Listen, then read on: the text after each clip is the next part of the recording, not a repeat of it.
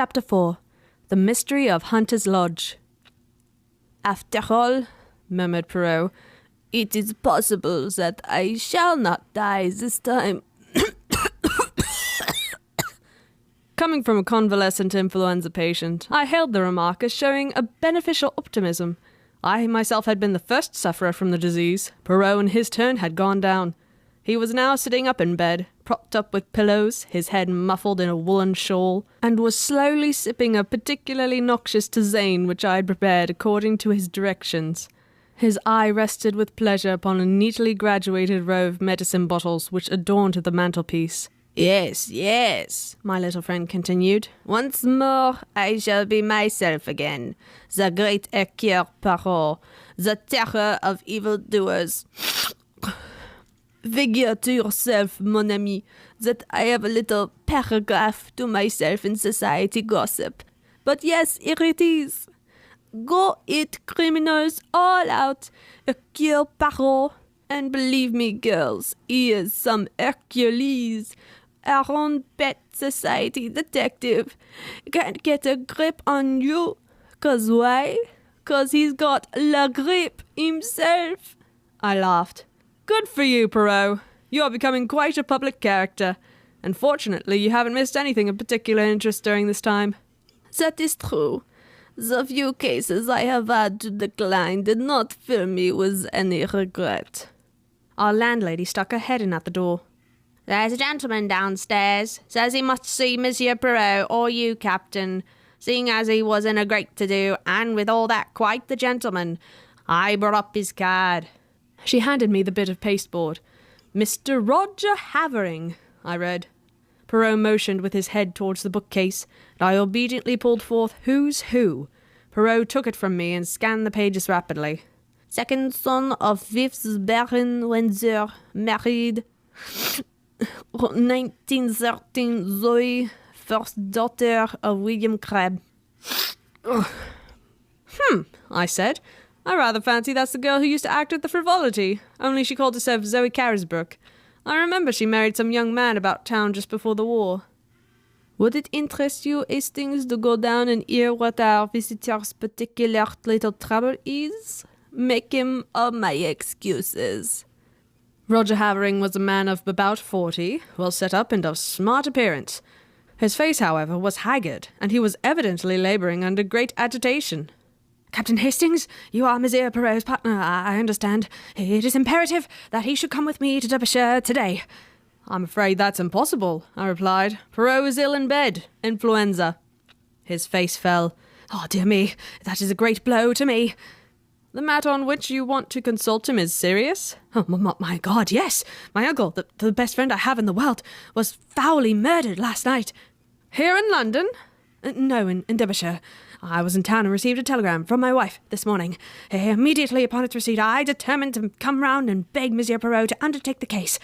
"If you will excuse me a minute," I said, struck by a sudden idea. I rushed upstairs, and in a few brief words acquainted Poirot with the situation. He took any further words out of my mouth. I see. You want to go yourself, is it not so? Well, why not? You should know my methods by now. All I ask is that you should report to me fully every day, and follow implicitly any instructions I may wire you." To this I willingly agreed. An hour later I was sitting opposite Mr. Havering in a first-class carriage on the Midland Railway, speeding rapidly away from London. "To begin with, Captain Hastings, you must understand that Hunter's Lodge, where we are going, and where the tragedy took place, is only a small shooting box in the heart of the Derbyshire moors. Our real home is near Newmarket.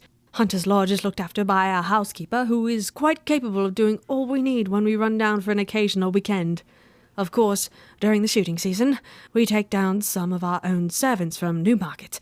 My uncle, Mr. Harrington Pace, as you may know, my mother was a Miss Pace of New York, has for the last 3 years made his home with us.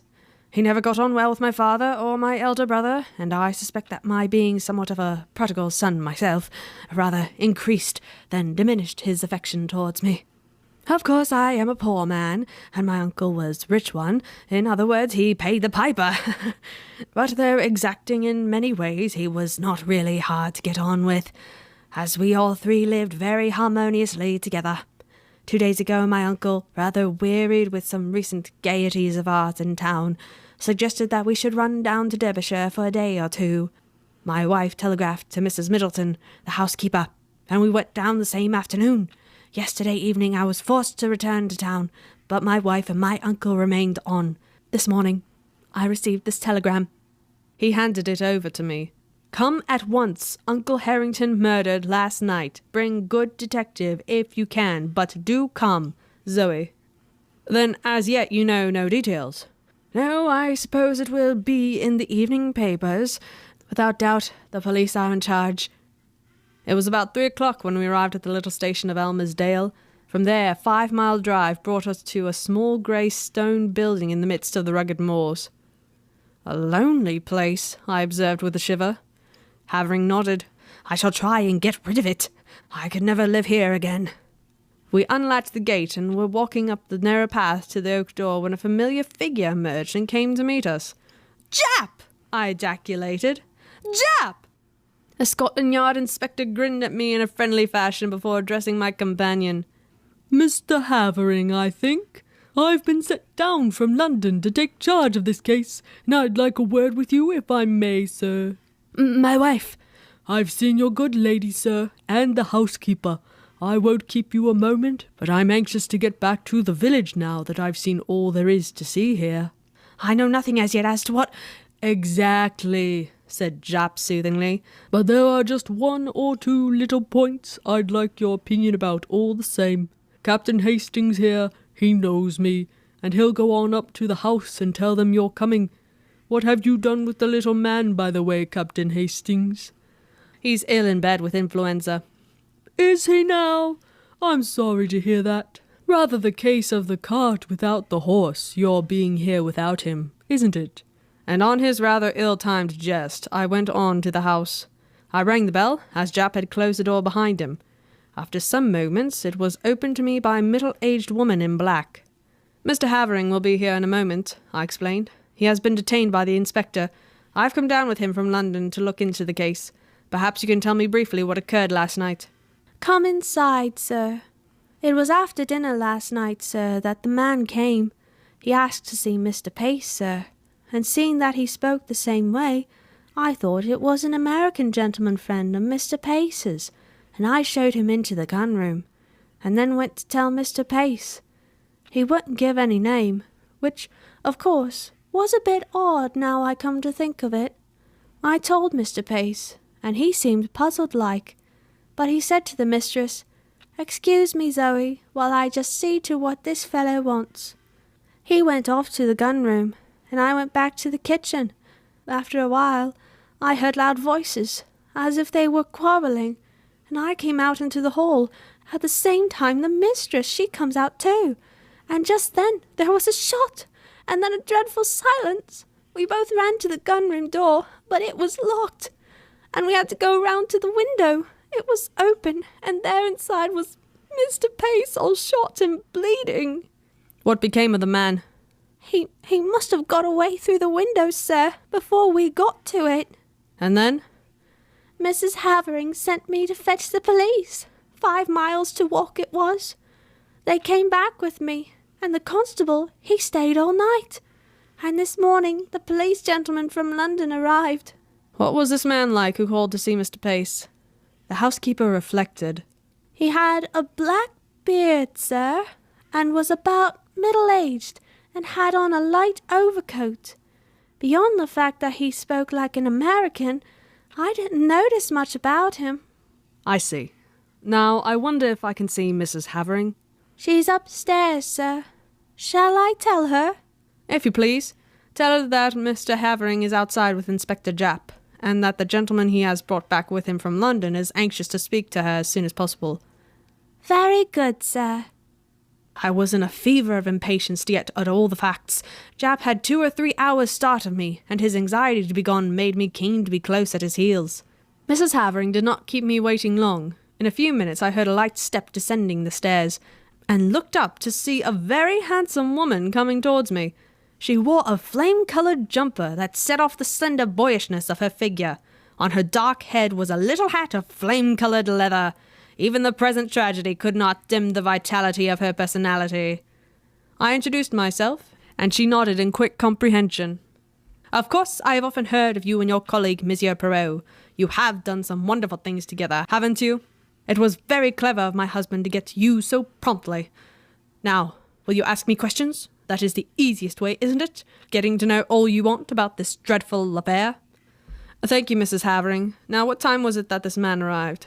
It must have been just before 9 o'clock. We had finished dinner and were sitting over our coffee and cigarettes. Your husband had already left for London? Yes, he went up by the 6:15. Did he go by car to the station, or did he walk? Our own car isn't down here. One came out from the garage in Elmersdale to fetch him in time for the train. Was Mr. Pace quite his usual self? Absolutely. Most normal in every way. Now, can you describe this visitor at all? I'm afraid not. I didn't see him. Mrs. Middleton showed him straight into the gun room, and then came to tell my uncle. What did your uncle say? He seemed rather annoyed, but went off at once.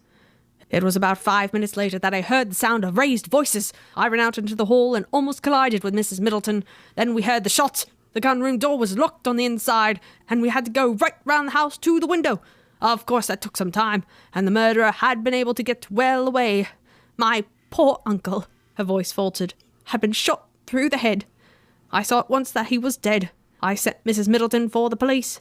I was careful to touch nothing in the room, but to leave it exactly as I found it. I nodded approval. Now, as to the weapon? Well, I can make a guess at it, Captain Hastings. A pair of revolvers of my husband's were mounted upon the wall. One of them is missing. I pointed this out to the police, and they took the other one away with them. When they have extracted the bullet, I suppose they will know for certain. May I go to the gun room? Certainly. The police have finished with it, but the body has been removed. She accompanied me to the scene of the crime. At that moment, Havering entered the hall, and with a quick apology, his wife ran to him. I was left to undertake my investigations alone. I may as well confess at once that they were rather disappointing. In detective novels, clues abound, but here I could find nothing that struck me as out of the ordinary, except a large bloodstain on the carpet where I judged the dead man had fallen. I examined everything with painstaking care and took a couple of pictures of the room with my little camera which I had brought with me.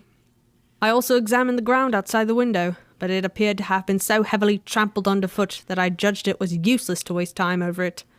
No, I had seen all that Hunter's Lodge had to show me. I must go back to Emmersdale and get into touch with Jap. Accordingly, I took leave of the Haverings and was driven off in the car that had brought us up from the station. I found Jap at the Matlock Arms, and he took me forthwith to see the body. Harrington Pace was a small, spare, clean-shaven man, typically American in appearance. He had been shot through the back of the head, and the revolver had been discharged at close quarters. "Turned away for a moment," remarked Jap, "and the other fellow snatched up a revolver and shot him. The one Mrs. Havering handed over to us was fully loaded, and I suppose the other one was also. Curious what darn fool things people do. Fancy keeping 2 loaded revolvers hanging up on your wall." "What do you think of the case?" I asked as we left the gruesome chamber behind us. "Well, I'd got my eye on Havering to begin with. Oh yes," noting my exclamation of astonishment. "Havering has 1 or 2 shady incidents in his past. When he was a boy at Oxford, there was some funny business about the signature on one of his father's cheques. All hushed up, of course. Then he's pretty heavily in debt now, and they're the kind of debts he wouldn't like to go to his uncle about. Whereas you may be sure the uncle's will would be in his favour. Yes, I'd got my eye on him, and that's why I wanted to speak to him before he saw his wife. But their statements dovetail all right. And I've been to the station, and there's no doubt whatever that he left by the 6:15. That gets up to London about 10:30.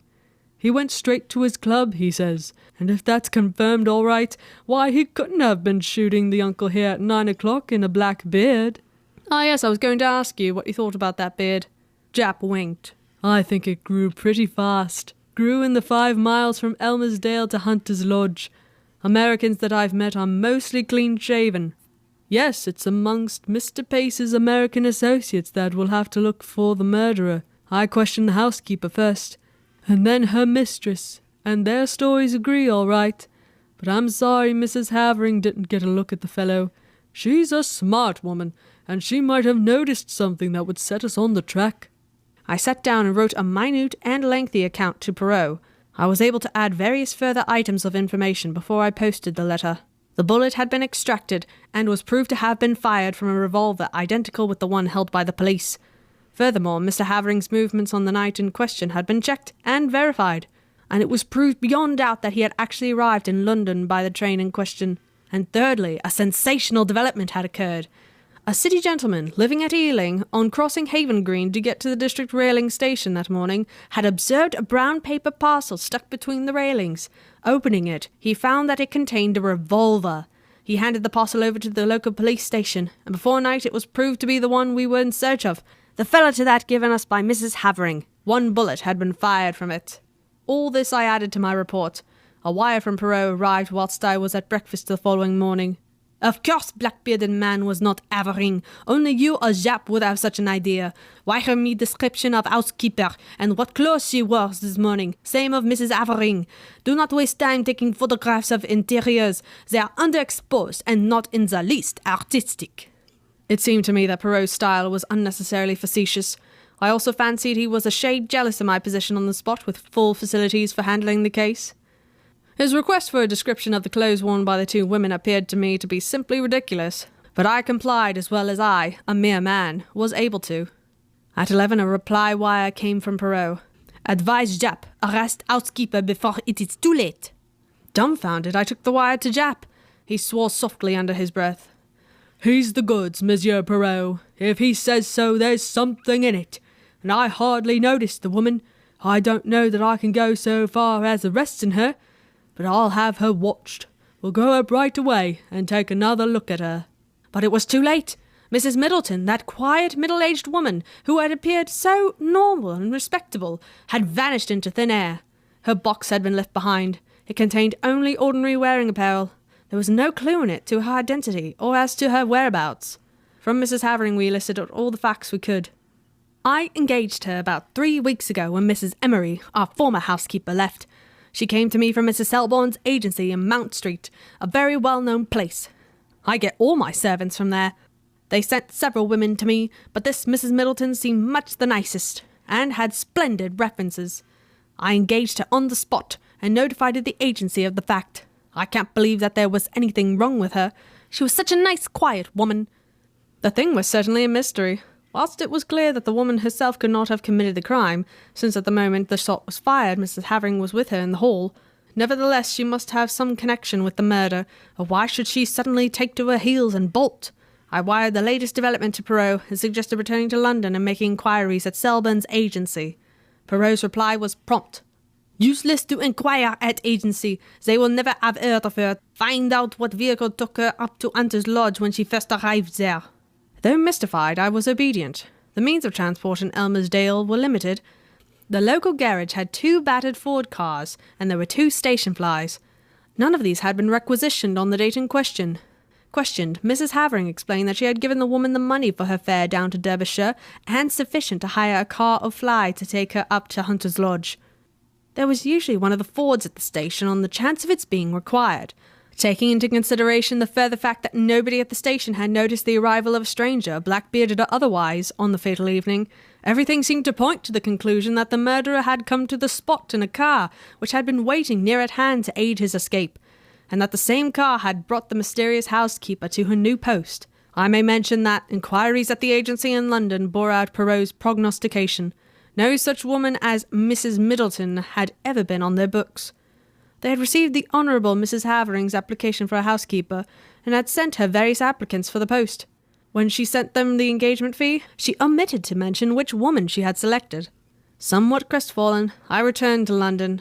I found Poirot established in an armchair by the fire in a garish silk dressing-gown. He greeted me with much affection. "Mon ami Hastings, but how glad I am to see you. Veritably, I have for you a great affection. And you have enjoyed yourself? You have run to and fro with a good Jap? You have interrogated and investigated to your heart's content?" "Poirot!" I cried. "The thing's a dark mystery. It will never be solved."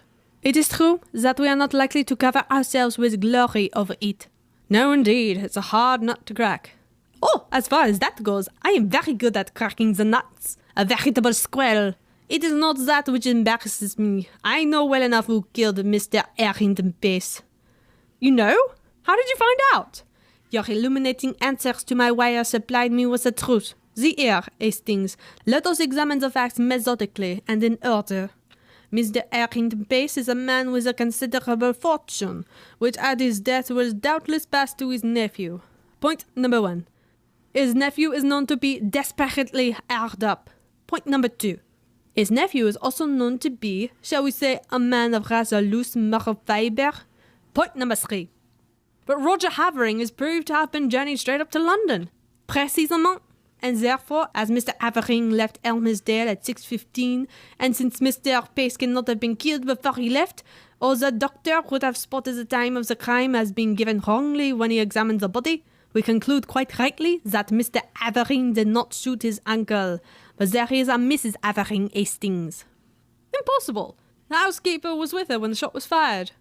Ah, yes, the housekeeper. But she has disappeared. She will be found. I think not. There is something peculiarly elusive about that housekeeper, don't you think so, Hastings? It struck me at once. She played her part, I suppose, and then got out in the nick of time. What was her part? Well, presumably to admit her confederate, the black-bearded man. Oh no, that was not her part. Her part was what you have just mentioned, to provide an alibi for Mrs. Havering at the moment the shot was fired. No one will ever find her, mon ami, because she does not exist. There's no such person, as your so great Shakespeare says. It was Dickens, I murmured, unable to suppress a smile. What do you mean, Poirot? I mean that Zoe Havering was an actress before her marriage, that you and Jap only saw the housekeeper in a dark hall, a dim middle-aged figure in black with a faint subdued voice, and finally that neither you nor Jap nor the local police whom the housekeeper fetched ever saw Mrs. Middleton and her mistress at one and the same time. It was child's play for that clever and daring woman. On the pretext of summoning her mistress, she runs upstairs, slips on a bright jumper and a hat with black curls attached, which she jams down over the great transformation. A few deft touches, and the makeup is removed. A slight dusting of rouge, and the brilliant Zoe Havering comes down with her clear, ringing voice. Nobody looks particularly at the housekeeper. Why should they? There is nothing to connect her with the crime. She too has an alibi. But the revolver that was found at Ealing, Mrs. Havering could not have placed it there. No, that was Roger Havering's job. But it was a mistake on their part. It put me on the right track. A man who has committed a murder with a revolver, which he found on the spot, would fling it away at once. He would not carry it up to London with him. No, the motive was clear. The criminals wished to focus the interest of the police on a spot far removed from Derbyshire. They were anxious to get the police away as soon as possible from the vicinity of the Hunter's Lodge. Of course, the revolver found at Ealing was not the one with which Mr. Pace was shot. Roger Havering discharged one shot from it, brought it up to London, went straight to his club to establish his alibi, then went quickly out to Ealing by the district. A matter of about 20 minutes only. Placed the parcel where it was found and so back to town. That charming creature, his wife, quickly shoots Mr. Pace after dinner. You remember he was shot from behind? Another significant point that. Reloads the revolver and puts it back in its place, and then starts off with their desperate little comedy. It's incredible, I murmured, fascinated. And yet it is true. Beyond stir, my friend, it is true. But to bring that precious pair to justice, that is another matter. Well, Jacques must do what he can. I have written him fully, but I very much fear, Hastings, that we shall be obliged to leave them to fate, or le bon Dieu, whichever you prefer. The wicked flourish like a green bay tree, I reminded him. But at the price, Hastings, always at the price. Croyez-moi. Poirot's forebodings were confirmed. Jap, though convinced of the truth of his theory, was unable to get together the necessary evidence to ensure conviction. Mr. Pace's huge fortune passed into the hands of his murderers. Nevertheless, Nemesis did overtake them, and when I read in the paper that the Honourable Roger and Mrs. Havering were amongst those killed in the crashing of the air mail to Paris, I knew that justice was satisfied.